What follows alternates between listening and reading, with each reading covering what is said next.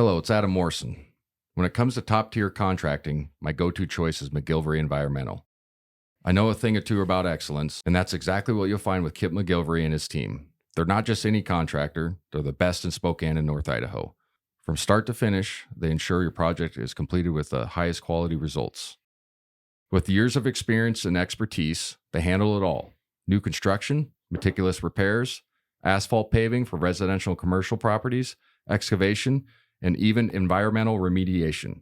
So why wait? Reach out to Kip McGilvery Environmental today by calling 208-556-6384 for your free estimate.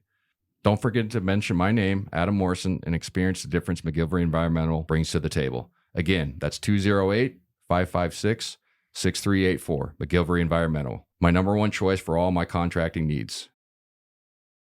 It's time for Home Team Rewards. Zag fans, get your Bulldog branded ICCU Premier Rewards Visa credit card, the only card where you can earn rewards for everyday purchases while giving back to Gonzaga University. Choose from a Visa Rewards card with a lower rate or a Premier Rewards card with maximum rewards. With no annual fees, card control, and next-level security, you can spend smart from tap to app. Zags, rejoice! Find your card at iccu.com/gozags on approved credit.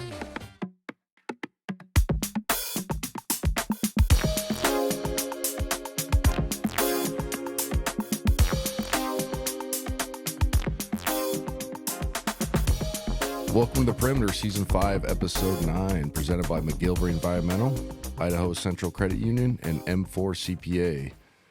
Great episode. Today, we're recapping the Kentucky game, and then talking about the previous Seattle with UCLA. Haven't won a Climate Pledge the last 3 times. Renewed rivalry, or a new rivalry, I guess you could say, kind of new, but we've played them, this is going to be, I think, year 6 in a row. Either in the tournament or just meeting up. Then we'll talk about North Florida. We won by 51. There's my recap on North Florida. Poor guys. You know what I mean? Like, that was a brutal one. Oddly enough, and I'm just going to say this, and obviously we're not like a gambling podcast, but I always glance at the numbers just because it's fun. The number was 47 last night. Yep. And they covered. And it's just crazy that Vegas is like that. In tune. Yeah. That's all I'm going to say. And I'm just watching the game. I'm like, this is insane that somebody probably bet the over and sweating the last 2 minutes of this, because it's all about the last 2 minutes. Yeah. So anyway, I just it's fascinating how good Vegas is. Like, you know, when you just look at the thing, you're like, whoa. Anyway, Nashville, right?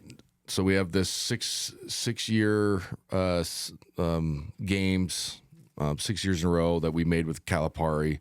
With Kentucky. So this is year 4. Then I think we play them next. I think is it at home, and then we go one more neutral, or it's vice versa. I know they get to play in McCarthy I think either the last year or next year, which is cool because we played them at Rupp. And so, you know, this is part of the leg because we played them in the battle in Seattle or whatever it's called last year and Climate Pledge, and they came all the way back. We were up 18 at halftime, and that was one of the harder losses we've ever had. We talked about that. It was a kind of a turning point for our team. Obviously, we made the NCAA tournament, had a great year, but it was like a lot of question marks. And it was Mark Pope's first year. Obviously, the history with BYU. He's had, when you say success against Gonzaga in the WCC, you have to put a little asterisk by it. Never won the league. You know, they never won the league, obviously, like regular season or conference tournament. But he usually found a way at least once every second year or once every year to beat us if they played us 3 times. You know what I'm saying? Yeah. Or like make it really difficult. They beat us on senior night a few times. And so it was always one of those deals that he was very familiar with our program. We were familiar with him. And so like last year, that one really just stung from the sense that we were up so much. We haven't had a lot of success. I talked about it on the last previous episode. People were like, there was parents getting into it with Kentucky fans, former like Gonzaga parents, like because there were some out of line fans, and it got heated after that game because it was trash talking, and I'm not kidding. Like looking behind me, like during like timeouts, like, did that guy just really say that to Andrew Nemhard's dad, you know, and then Nemhard's dad's like, yeah, I mean, like there was, and then like Ben Gregg's dad got it with something because they were being out of line, and it was one of those games. You know what I'm saying? So like it was like, I wonder how that's going to go this year in Nashville. And so obviously we were coming off the Michigan blowout, and I think it was Jalen Rose who said it on TNT's broadcast, and he was exactly right. Like, Michigan's great, and again, this is never, we're not an excuse, blah blah blah, but there are reasons for poor play. Michigan is absolutely terrific. Their personnel is great. I love their coach. I love their style.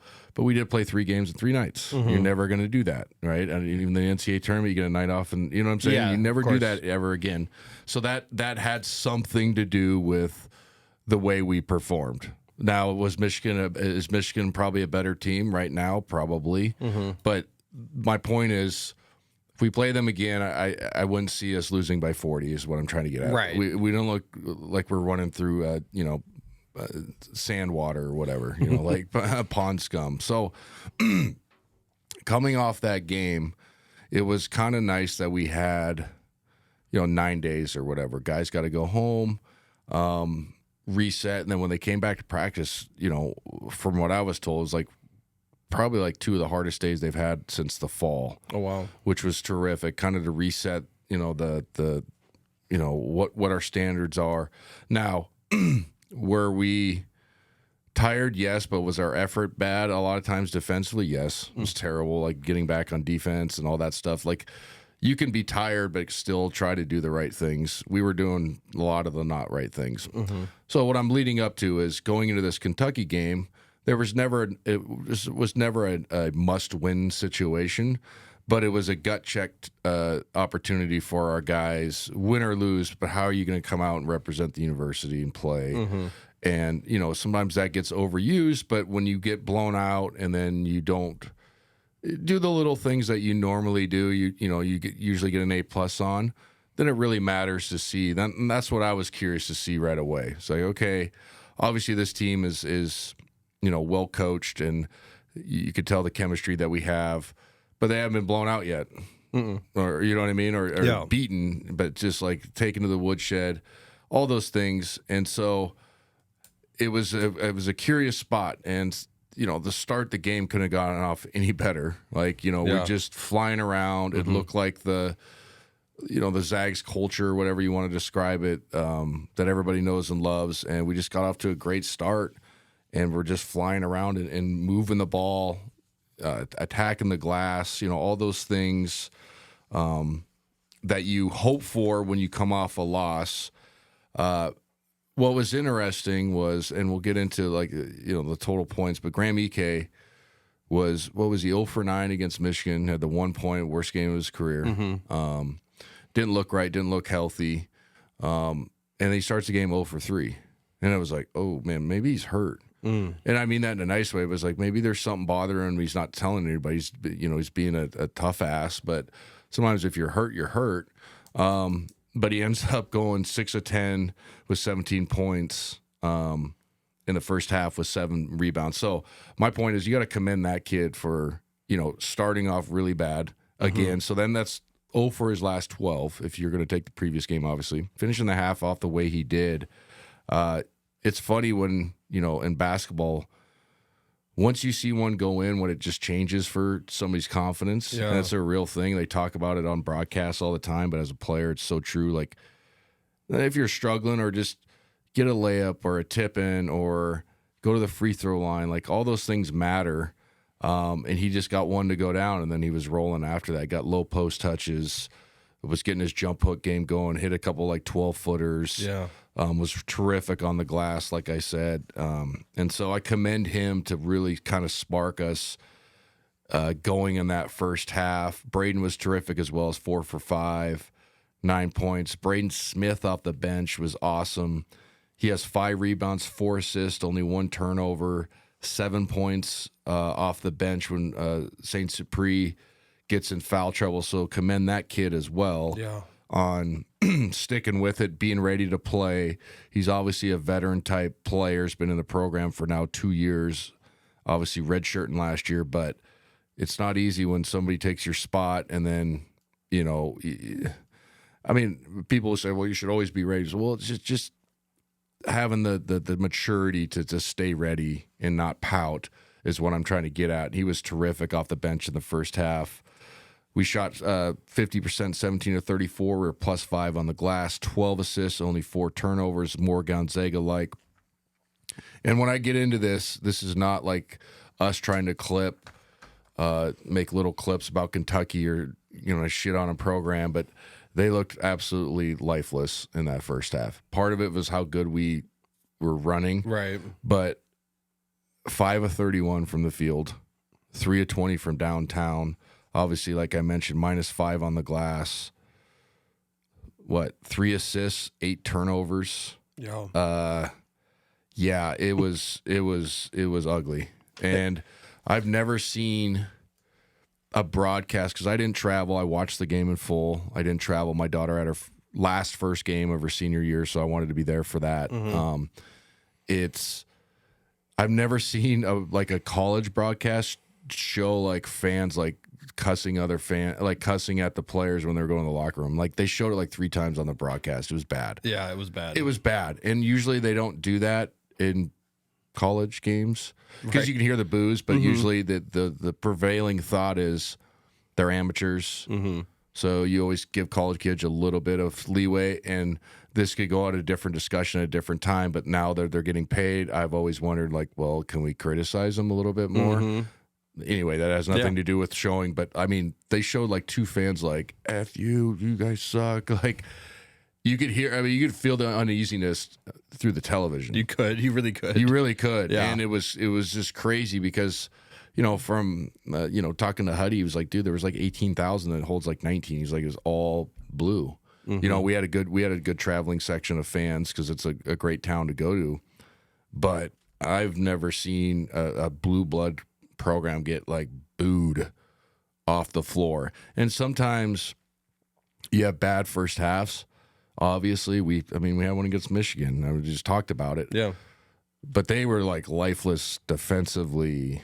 The ball was not moving. It was all bad shots at the end of the shot clock. It was bad. They only scored 2 points in the first 8 minutes, right? Yeah, they made their first field goal like 9.5 minutes into the game Yeah. or something like Huddy read the stat last night. It's crazy. Mm-hmm. And I felt bad in the sense that Mark Pope looked like completely defeated. And this is in the first half. Yeah. And it's hard when you go to these neutrals, because a lot of times some of these fans are not they're diehards in the sense, but they're out of towners. So this is the only game they're going to go see.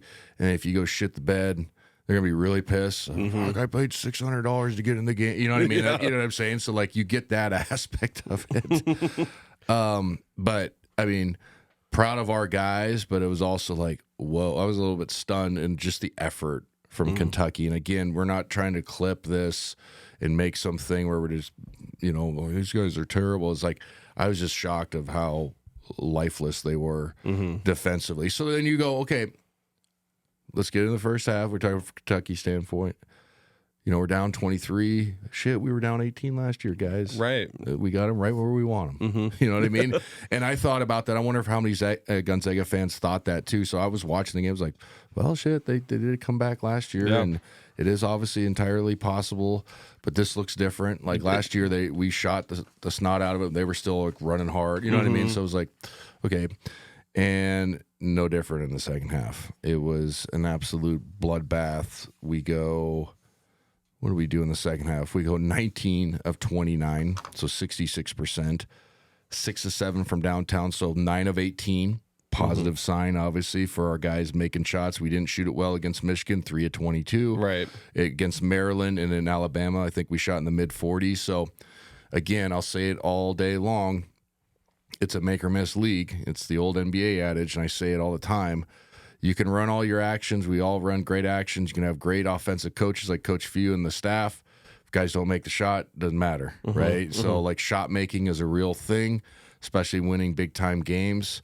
It sounds so simplistic as a basketball person, but I'll go back to that clip with Kevin Durant on the starting five. I don't know if you're listening to this, it's you have a basketball kid or just like hoops in general watching on Netflix. It follows like Kevin Durant, I think James Harden, and just kind of they did it earlier. The first one was Sabonis like 2 seasons ago, whatever. Right. So it's the same show, but they follow Kevin Durant, and the reason why I'm telling is going to get to my point. He talks about defense versus offense, and he's like, look, anybody can run around and guard somebody. He's like, can you make shots? And he goes, that's how you win championships. I don't give a shit what anybody says.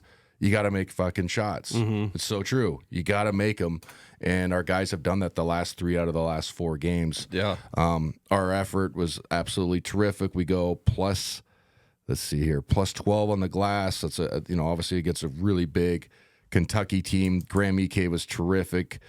Goes for 28 and 10. So he started 0 for 3. He was 11 out of his last 15. So really turned it around. Great bounce back game from the Michigan stinker he had. Yes. This is the worst game he's probably played in his entire life, and that's not a knock. But like if he probably thinks back to when he was 7th grade on, he's like, man, I probably never missed every shot and only had a point. You know what I mean? Like he's a Division I basketball player. So usually 90% of the time, D1 players were good in 7th grade, 8th grade, 9th. You know what I mean? Like it's very rare that they late bloom. Like obviously late boom body wise, but they're usually pretty good. Braden Huff was terrific. Has 29 11 from the field. Obviously extremely efficient. Braden Smith again backed it up. Had a great second half. Has 11, 4, 7. 6 rebounds, terrific smallest guy on the floor, 6 assists, only 2 turnovers. Inocente was terrific. I know this is a weird line, but you got to give him credit. He goes 2 for 2, makes a 3, has 5 points. He has 6 rebounds, 6 assists, no turnovers. Yeah. He's played well. He's like I think the number Huddy said last night, he's like 10 for 21 or something like that from 3 this season. He's like right under 50%. Wow. Yeah. So everybody, and I've said it, and again, this is not patting myself on the back. I said it. I go, he can shoot. He just only took 1 or 2 a game last year. Like you guys can't judge it, but just look how it's coming out of his hand. How many times does he get it? When does he get at the end of shot clock and he has to rush it, and that's the only shot he gets? Well, he can't shoot. It's like he has the ability. It just helps his entire game. It helps him stay on the floor. Absolutely. He went back in the starting lineup. I think that was the right move. He's just a glue guy. But it's nice to watch the kid be successful. You know, that big game against Maryland where he had 5 threes or whatever. So he strung together a good, counting the the Thanksgiving tournament. He's been terrific. Adam Miller was good. He needed a good one. He had 11 points, 3 of 5 from downtown. He needed the ball to go through the basket as well. Yeah. He's played better of late.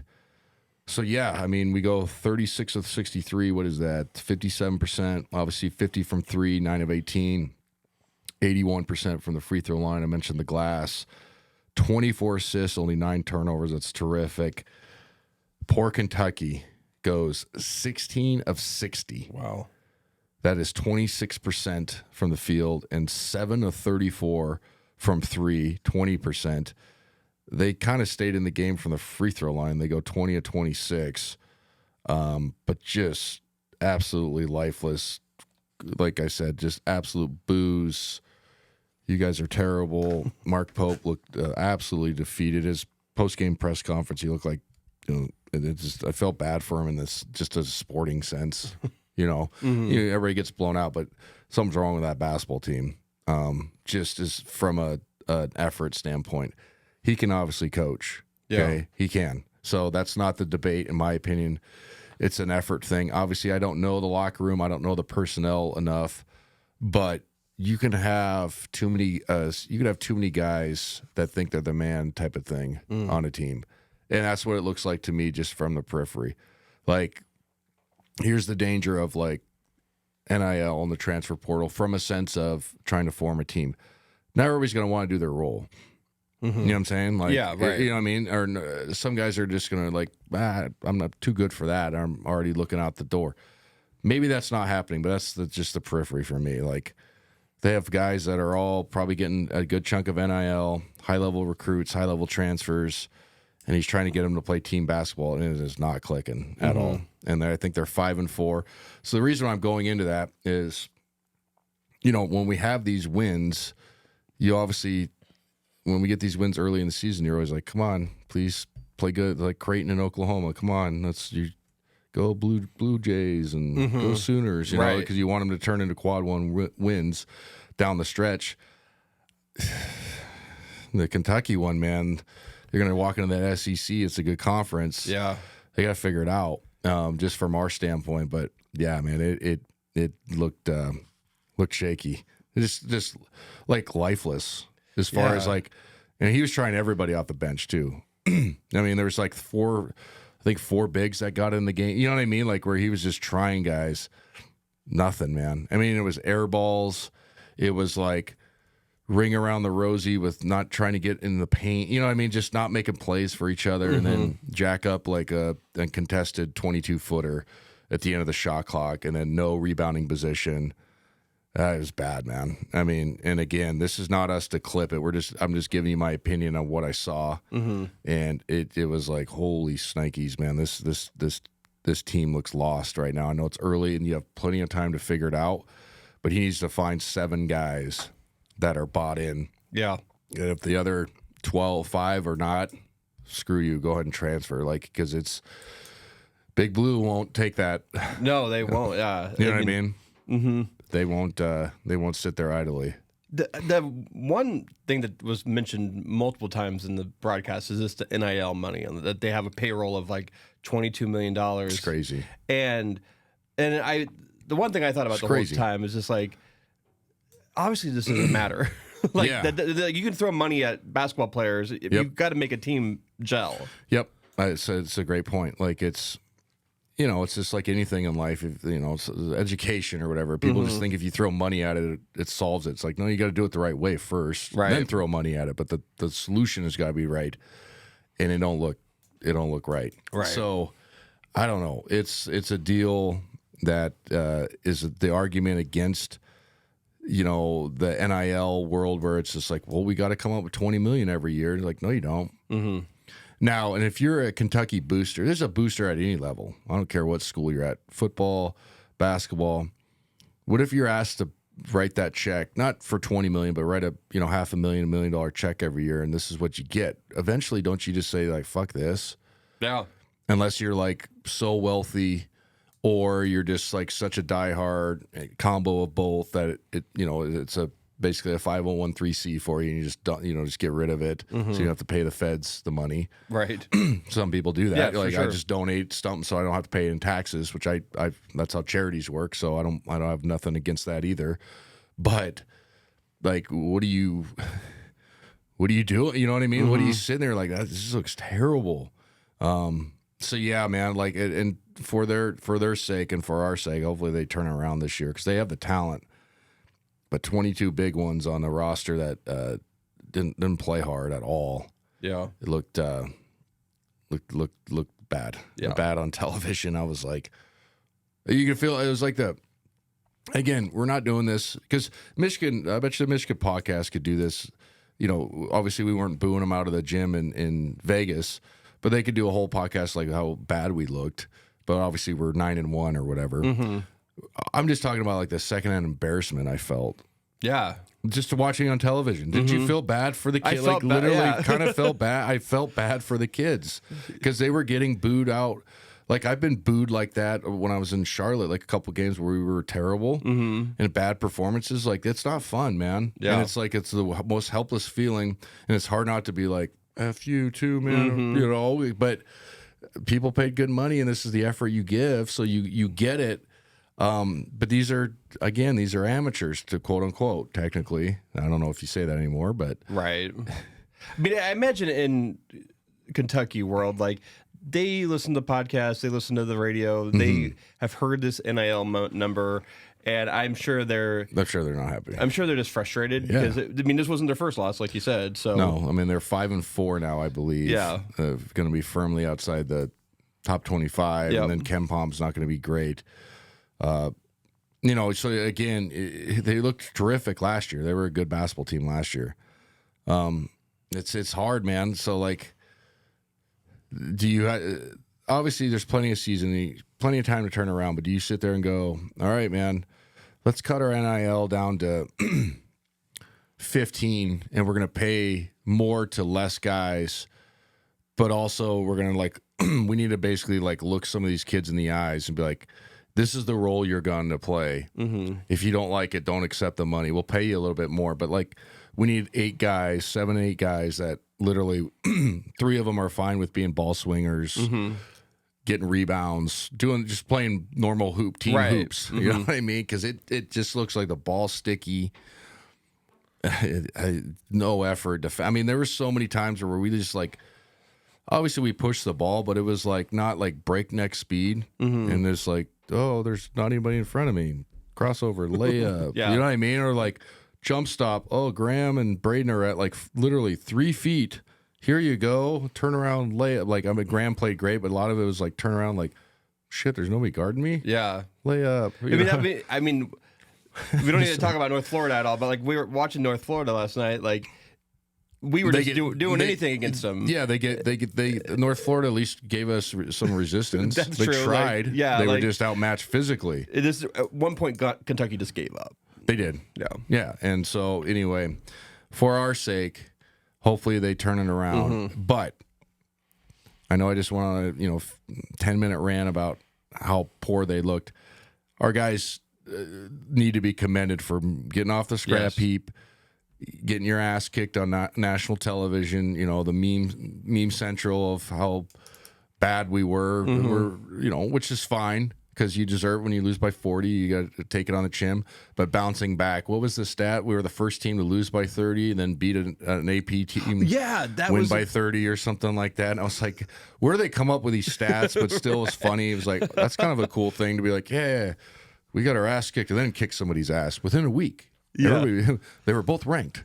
So you know what I mean? Like, it's a weird stat. It is a weird stat. But so anyway, super happy for our guys. Obviously, to like I said, get beat like that and then come back and perform and get back on the horse. Another cliche.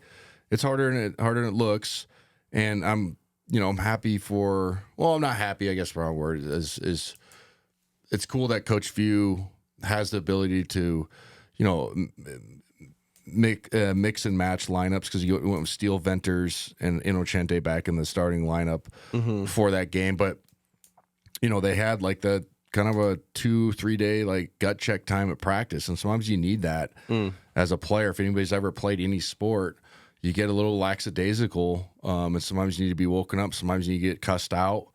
You know what I mean? Sometimes you need to watch film and get cussed out, and it's the hardest thing to learn early as like a freshman coming into big-time college sports. But I was lucky enough to be taught it early that, hey, the eye in the sky doesn't lie. So if you think you're doing it right, here's what it looks like on tape, and that's what it looks like to your coach.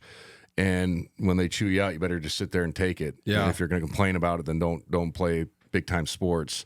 So, yeah, our guys were terrific. It's a great bounce-back game. Hopefully it turns into, a quality win. It's still a quality win from the standpoint of a big-time program, traveling, bouncing back, all those things we just mentioned. But it was you got a little bit of, secondhand embarrassment for those kids. I did. Yeah, it's not totally. a knock, and we're just telling, like I said, telling it like it is. But watching on television, it's like, are they really like MFing these kids walking off the floor? Yeah. Like, they're college kids, man. That's. I just think any fan who does that is taking it very too seriously. I know. And again, this is not we're not sitting here on some moral high ground that we don't get pissed off at our teams. But I've never had the urge to like cuss out an athlete for poor performance. Right. You can be pissed off about it. But that's where, and this is a longer discussion. You can have it at a different time. Is where gambling comes in. That's probably what it was. Whatever the over/under on the first half, they definitely weren't on the over. Right. And there's probably guys there. If you go to the game, you're like, shit. Let's put $100 on each half. Like, you guys are degens. Like, I like to play poker, so I get it. I don't gamble on sports, but I get like the wanting the action. And within the first 4 minutes, you're like, "Fuck! I just lost $500 in the first half, or whatever it is." Yeah, that's one thing I've never been able to relate to. I've never spent money on. I've never gambled on sports either. So like, it's just I've never gotten that angry. I've gotten angry at like fantasy players, but like not like where I'm like gonna like You just message them on Instagram or something like that. Yeah, no, that's what 100%. I've been angry Chelsea Football Club in years past when we had our run. That was the only time I've ever been like super pissed at like a team, like legitimately like mad. And part of it wasn't their fault. I think it was 2009, the Iniesta goal against Chelsea at home. We were up 1-0 and we should have went to the Champions League final. We got totally fucked. Iniesta had like it was just gross. Like, and Essien had a wonder goal in the first half, and we were just trying to. Yeah, I'm still pissed about it. And then there was 2 handballs late in the game they didn't call. It was just a travesty. But that was when Barcelona won the treble, so one of the all-time Davis teams. But that was the only time I felt a need to yell at an athlete. I've yelled at one other athlete, Steven Gerrard, at a Sounders game because he played at Liverpool, and I'm a Chelsea fan. And, I gave him a good line too. I won't say it on air, but he turned around and looked because it was that good. So I got him, but it was only because I like Chelsea. But other than that, like, I've never yelled at somebody for poor performance. I was yelling at another opposing player. Yeah. But anyway, it was hostile, man. And I was talking to Huddy about it, and our, Mark Livingston, our boss, and he's just like, yeah, dude, you just feel the uneasiness. Like, you can just feel the hostility. And like I said, Big Blue, man, that's a different ball of wax. And it's funny. Cal sitting there with Arkansas, like, miss me yet? You know, right. He did it right after this, like, what's so bad after all, was I? You know what I mean? Like, so that's the other parts. Like, it's kind of funny. But well, I gotta imagine the stress of that is just like being Mark Pope and like deal with that and like deal with a loss. Like you're trying to have a bounce back game against us, and then come and score 2 points in the first 8 minutes and like just totally lay an egg. I only to be a fly on the wall in the next practice. I wonder what's going on. Yeah, like what route do you take? Yeah. That's the other question. You know, because as a coach, I'm sure he's done you guys got to play harder. It's about what's in the front of the jersey and the back of the jersey. Okay, all right, move on. Then the next one's like, hey, let's build them up. Let's love on them. Mm-hmm. That didn't work. And then, okay, so then the next time we're going to dog cuss them. Well, maybe that didn't work. So like sometimes you run out of options, and then sometimes you just go in and be like, it's about what you guys want to accomplish, and then kind of turn around and walk away, and like players only or whatever meeting, or they just look at it and be like, hey, you know, there's going to be, I know you guys are getting paid or whatever, but like we're going to play 7 guys, and I don't really care. Like just literally like I don't care. Your parents could call me your AU coach, your agent. I don't care. If you don't figure it out, I'm not playing you. Right. And that usually, for me, is kind of, you know, it's like the old Bobby Knight quote. And I don't know, it just came up with my algorithm, though. It was funny. It's like the greatest motivators of players behind. Ass meets bench, bench goes to body, body goes to brain. And then you're like, oh, shit, I needed to figure it out. More or less. And that's about the only Bobby Knight praise I'll ever give.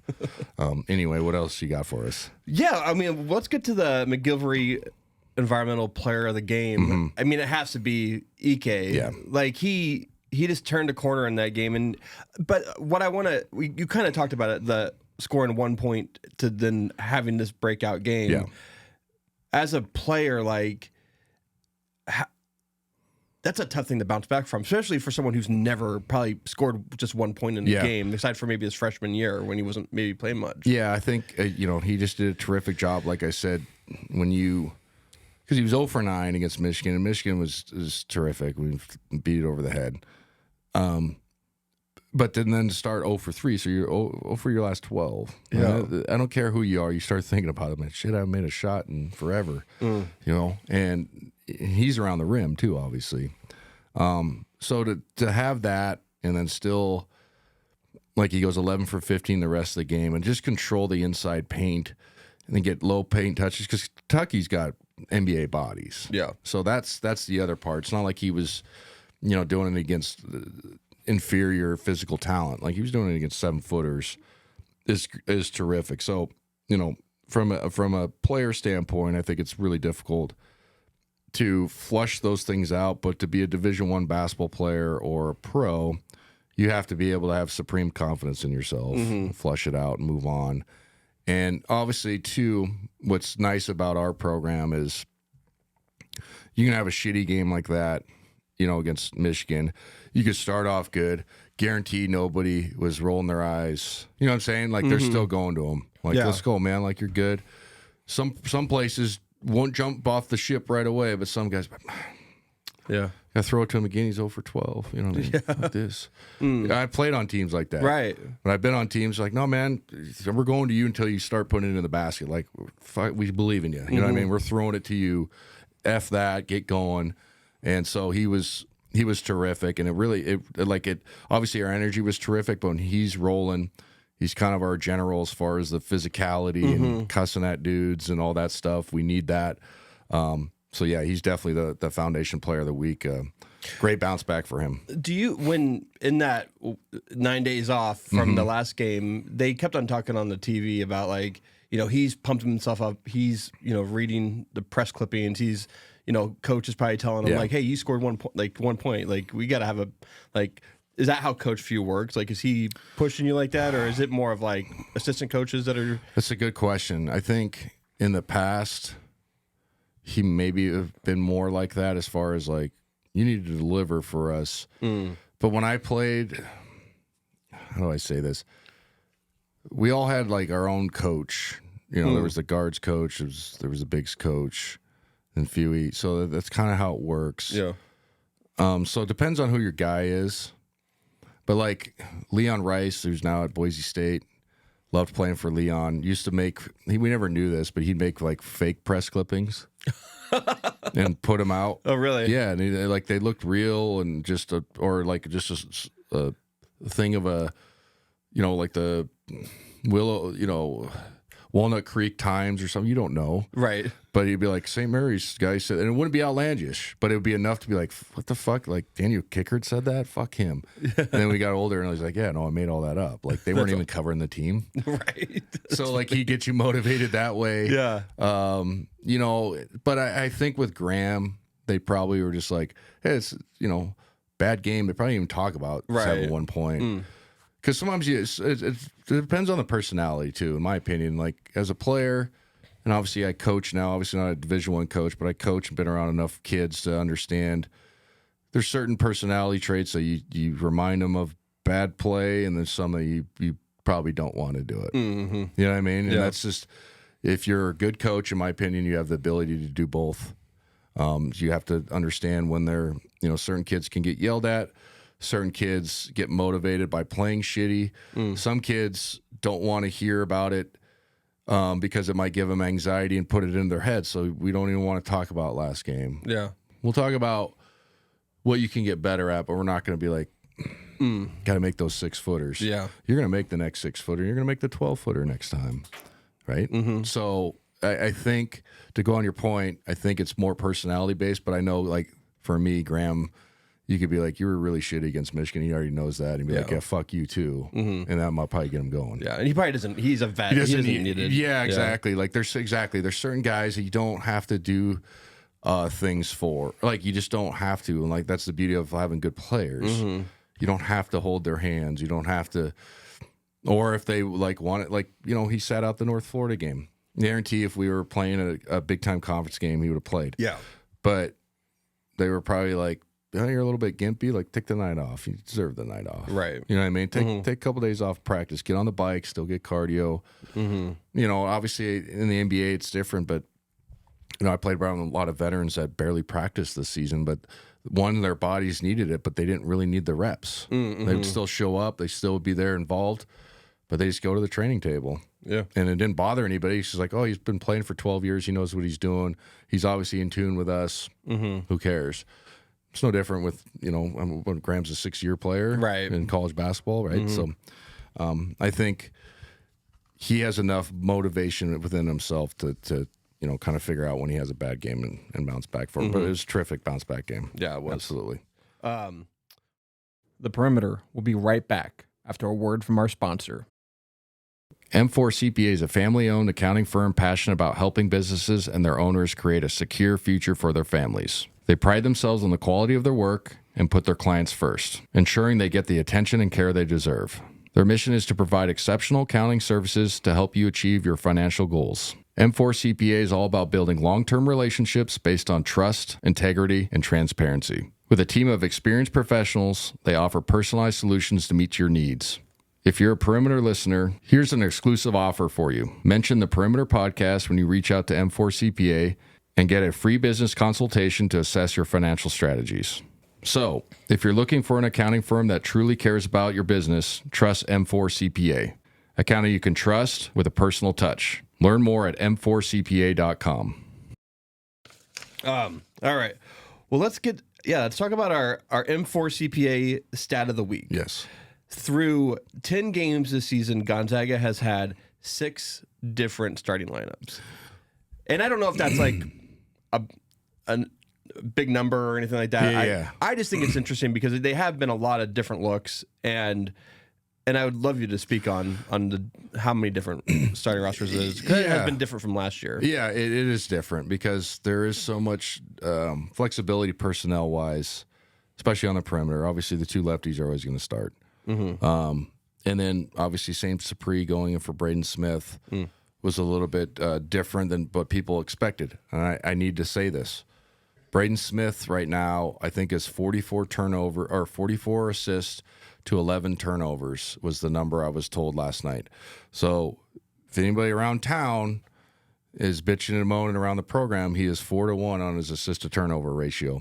And I said it from the start of the year. He needs to be a game manager quarterback, and that's not a knock. He's been terrific this year of doing exactly that. Mm-hmm.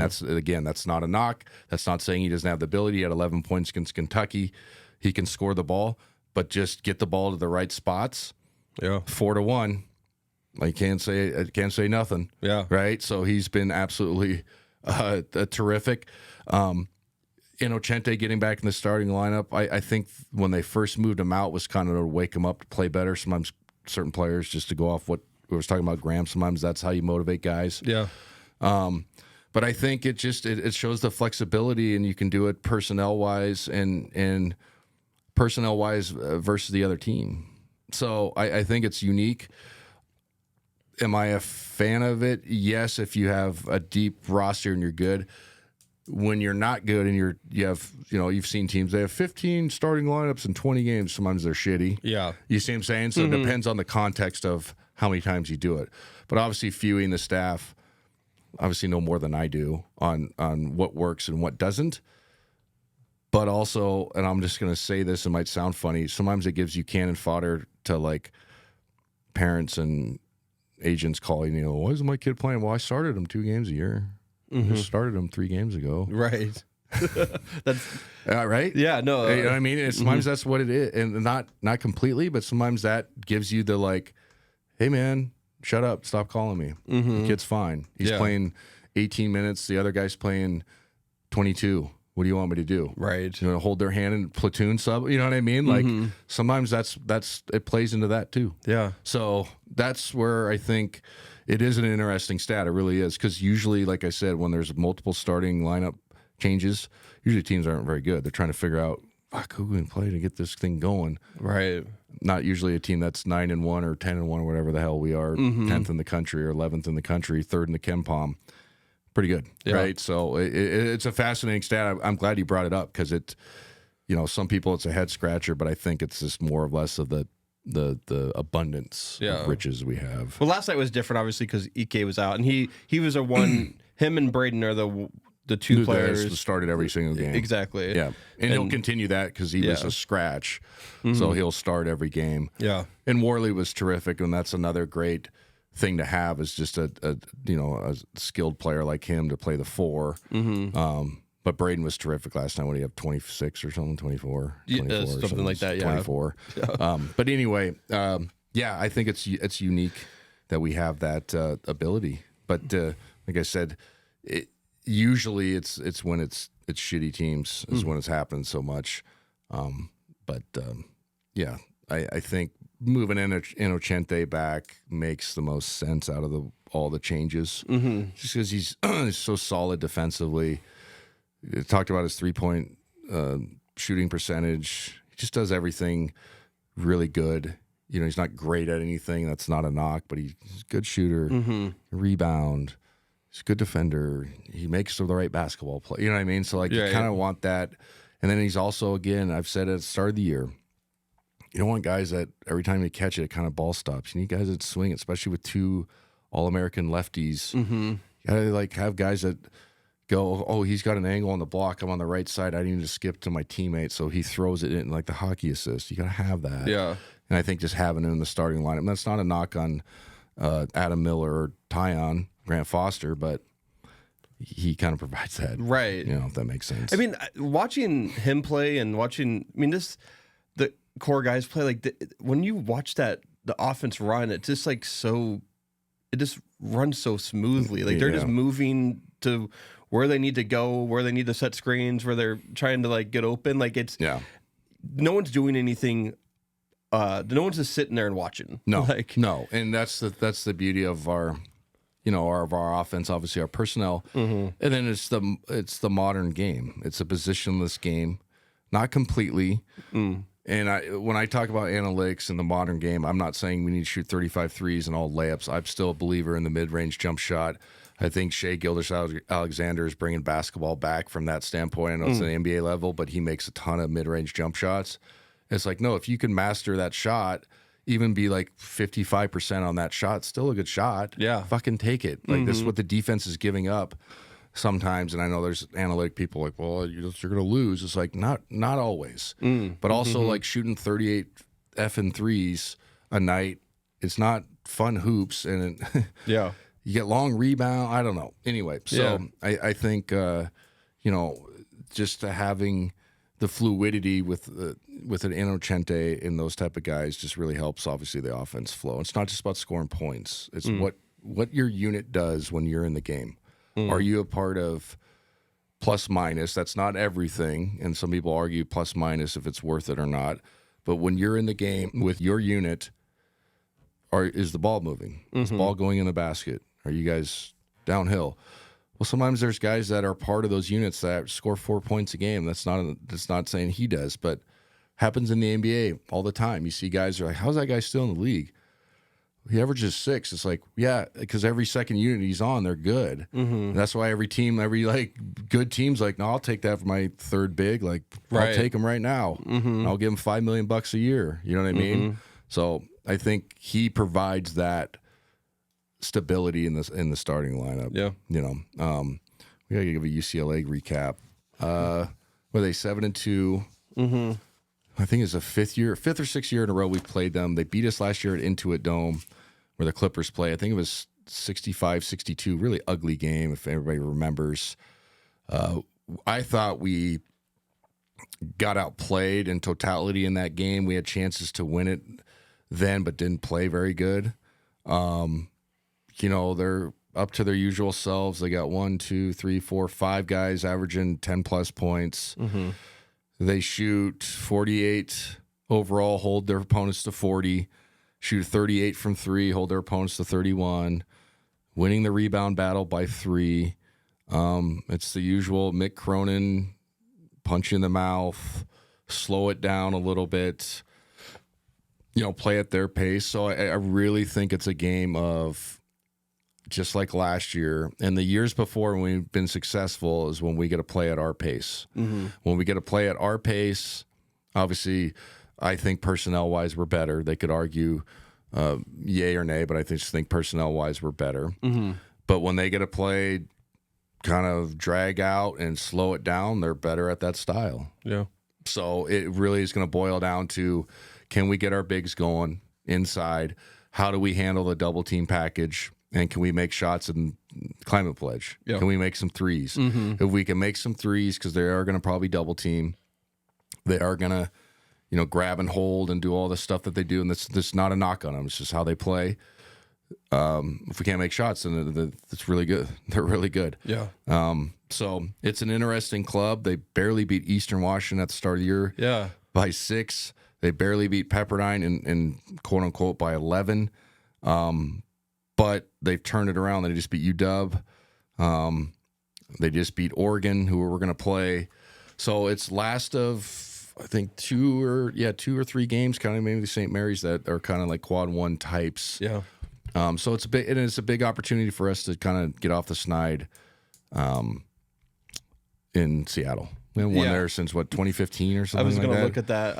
I believe that sounds about right, but I don't know the exact stat. I was going to bring up how last year against UCLA, I mean, they returned 3 of their starters from last year, so we're playing a similar team, and they slowed us down last year. Yeah, 100%. That's it's they always say styles make fights. Who can employ their style? I mean, really, and it sounds very simplistic, but again, we're better skill wise than them, and that's not saying they're shitty, but we have better skilled players. But if they can play in a half court game and play, slow down and let their kind of toughness and their ball security and all those things, then they're really hard to beat. It was 65-62 or whatever it was last year or something like that. Yeah, 65-62, yeah. Yeah. Like, and it was like a knockdown, drag out. Remember they called like a weird, somebody got elbowed in the face and they called a foul on Ajayi. Like we had some weird calls. And it was just one of those games that, didn't feel right about it, but also it's like, hey, their style, they finally got their style to overcome, like in their pace. They got to their pace of the game, and we struggled with it. And so that's exactly what this game's going to be. Again, I could talk about some of their personnel, but it's all new. Right. There's barely any turnover or any similarity from last year. And like I said, they got 5 guys averaging double figures, so they play similar to us in that sense that ball's pinging around, just not as a quickest pace. And they're not scoring at a terrible rate too. They're scoring 77 a game, so it's not terrible. But against us, they want to be in the 60s. Guarantees, telling them let's 68 to 65, we're gonna be fine. But if we get in the high 70s, 80s, it's not good for us. So that's basically what it's going to be. It's going to be, I think the game's on Friday, 8:30 tip. It's going to be a late one. I know. It's kind of weird, but it's obviously that's a TV slot. Yeah. So hopefully we could play well. We haven't won in Seattle since 2015, I think is the number, and we're 0 for 3 in the last 3 climate pledges. Yeah. Alabama, Kentucky, UConn. It's a good. Get off the snide here. We need it needs to happen eventually. And you're right. 2015 was the last time we won there. Who would we beat? Key. I'm not sure who it is. I can't remember what battle in Seattle it was, but and we get to play 2 games there this year. We playing Seattle U there or something. Yeah. Oh yeah, they joined the West Coast Conference. Forgot about that. Yeah, it's going to be I like looking up the former Gonzaga player stats, particularly June's, and I was like, I wonder how he's doing. Oh yeah, is he playing good? and yeah, he's averaging 13 points a game. Good for him. So yeah, I'm glad he went there. Honestly, and went to a place he can play. A lot of guys, get in the transfer portal, and gals, they just go to another level of school, and it's like sometimes it works, sometimes it's just the style, but also sometimes just go down half a level. Who cares? It's still Division I basketball. You're still playing. You know what I mean? Then go play. So I'm happy for June. June was a good player. I'm not just saying that to be nice. Skilled player, just got caught in numbers here. You know what I mean? Skilled player, good dude. But yeah, UCLA Gonzaga is gonna be a fun one. And I found Tennessee is who we beat at Key Arena.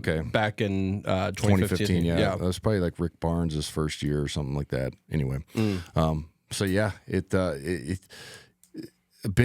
another quad 1, quad 2 type of game, probably a quad 1. And again, the best analysis I can give people is if we can get out and run and play in the high 70s and above, it bodes our way. Yeah. If it turns out to a game like last year where it's kind of troggy and we're just not fluid at all and the ball's sticking at one side and we're letting the double teams affect us, then that's what they want to do. Yeah, absolutely. So it should be a fun one, but hopefully we can get out and run and play well. Just breaking news, but not really. We record this every Monday morning, so we don't have the rankings right in front of us usually. But Gonzaga did go up to number 7 in the coaches poll. Oh, cool! Nice. So good for us. Broke into the top 10 or further up into the top 10. Sweet. Yeah, but yeah, UCLA still not in there, and Kentucky did drop out. Yeah, makes sense. Yeah, so of course.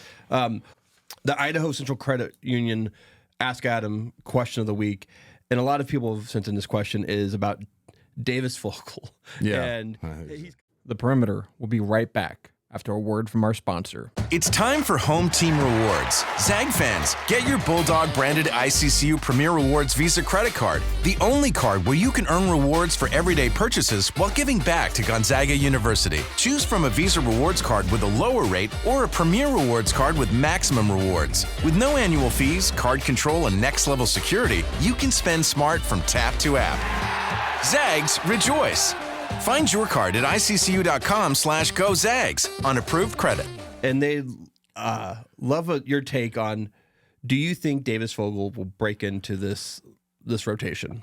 I think there's a chance, right? I think he has a chance to, because it's tough. Here's the way I look at him. He's a top 40 kid. I think and this is not just me saying it to say it, I think he's a legit pro prospect 3 years from now, 2-3 years from now. Corey Kispert was the same way. Julian Strother was the same way. Yeah. We're like, that looks different, but it's not ready yet. And that's what I mean by him. Okay. Yeah. I just think that the reason he's not in that situation now, it's not because of lack of talent or Coach Few's having the view or the understanding of what the talent is. It's just the guys in front of him are 21, 22 years old. Yeah. You see what I'm saying? So it's really tough in that spot to be sitting there and be like, well, why isn't this guy playing? Like, okay, who are you going to take out? Right. Tyon's playing great. He is. I mean, there's some good and some bad, but there's way more good than there's bad. And I hate the word used bad, but just mistakes. That's what I'm trying to get at. Adam Miller shot it good enough, and he's a fifth-year senior. He was a former 5-star. Yeah. Big, strong kid, 21. Steele Venters has shot it great lately. Yeah, he's been amazing. Yeah, he had 4 threes against North Florida. He had 4 against Maryland. He shot it good against Alabama as well. Nobody shot it good against Michigan, right? Right. So he's starting to shoot it like the way that we wanted him to and understood before 2 years of heartbreaking injuries. Yeah. And then there's another part where you're gonna like take his spot when he's had what has had to happen to him and stuck with it. Right. That's there's a human aspect to it. And then it's like, well, you can't put him in Jalen Warley's spot. It's another thing. 20.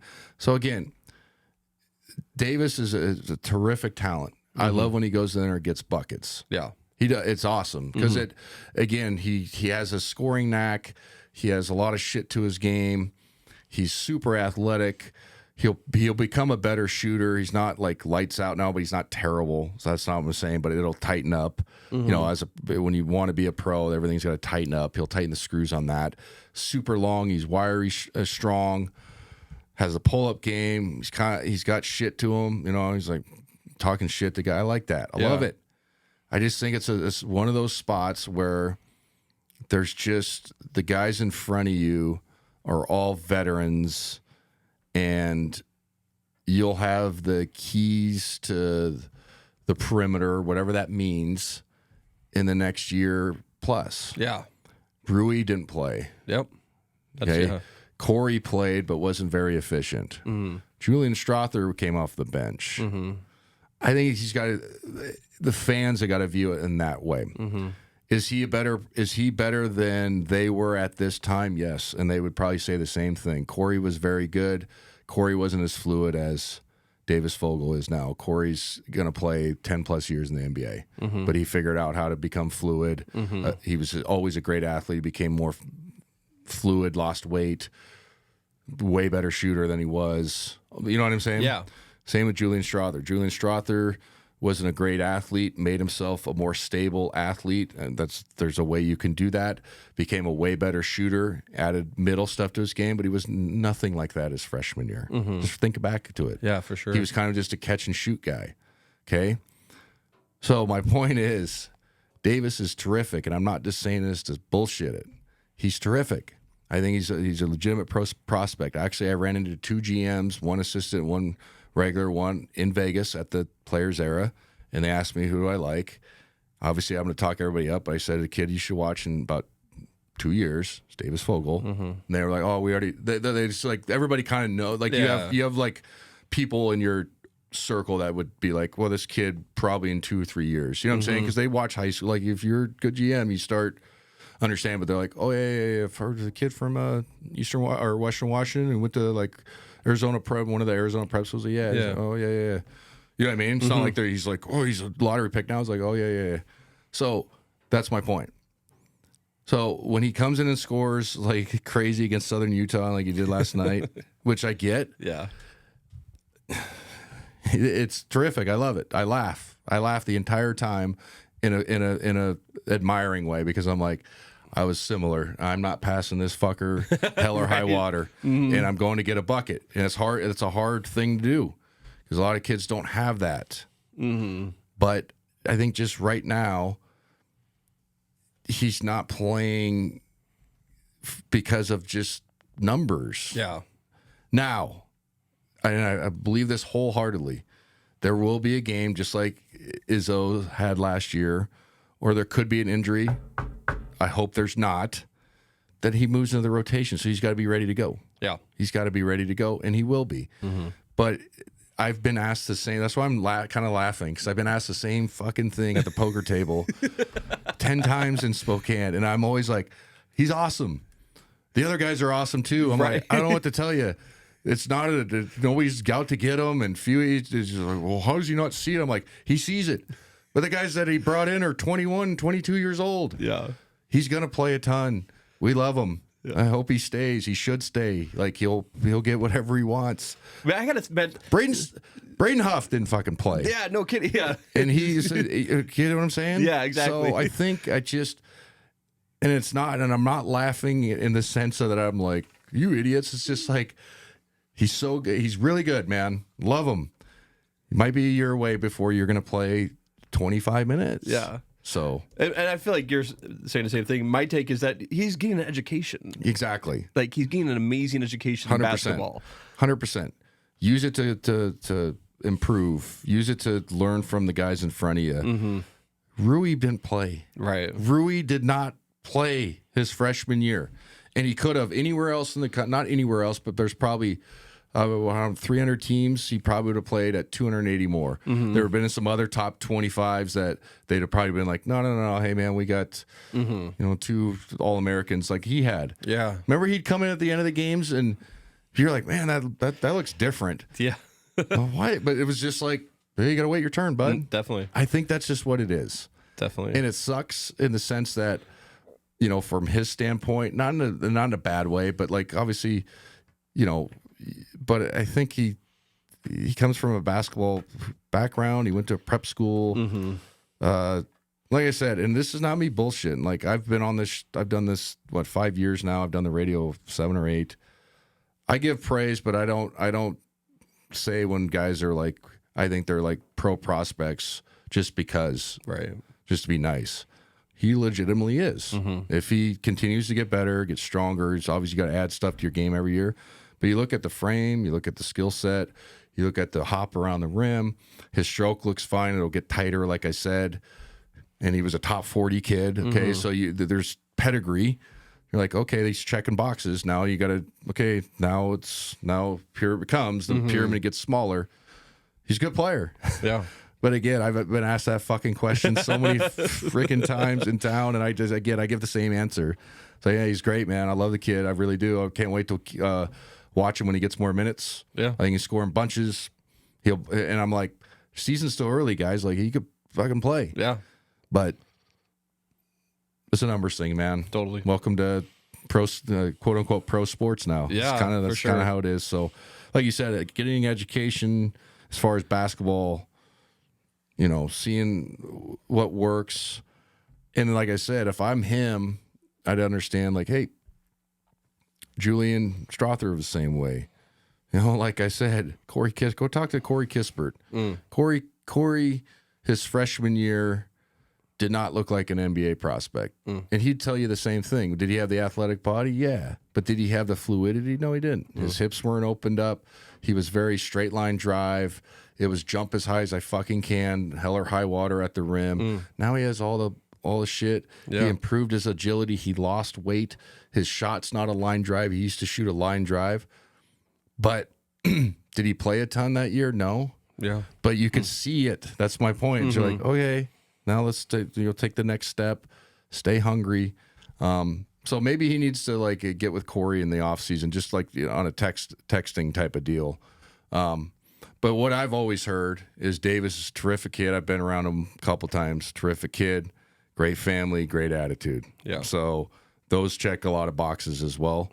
So it's not a shit, man, I should be playing. It's not that at all. So Davis Fogel, big fan. He's going to be fine. Hopefully that answers the questions for people. But that's my take on it. Yeah. I mean, I think, and I'm almost 100% I'm right. It's just obvious. There's older guys in front of him, man. Yeah. It's just like, okay. So, yeah, we don't need to fix something that's not broken either. There you go. There you go. And that's, again, that. But again, Izzo had a game or a half season or a season saving half. That's what I was trying to get at. Last year against Santa Clara. Yeah. Remember? We were getting our ass kicked. I think we were going to have 3 losses in a row. Yeah. Right? And that's, I don't think that's ever happened in conference since Fewey's been here. You know what I mean? Right, yeah. And he comes in because we needed a jolt, and he came in and made an effort. Like, Davis has that ability. Obviously, he's better than him. He has that ability to, like, hey, there might be a game, man, where somebody's not rolling or somebody twists an ankle or somebody has the flu and you're going to get those 12 minutes. Okay, man. Yeah. That could happen too. Yeah. So, like, he'll be ready. He'll be ready to go, ready to kill. But, yeah, man, okay. I'm glad you got that question out of the way because I'm not kidding. Every time I go play cards or people around town, and they mean well, it's like, well, how come that Fogel kid, man, he's really good. I'm like, yeah, man, he's great. Yeah. But, you know what I mean? Yeah.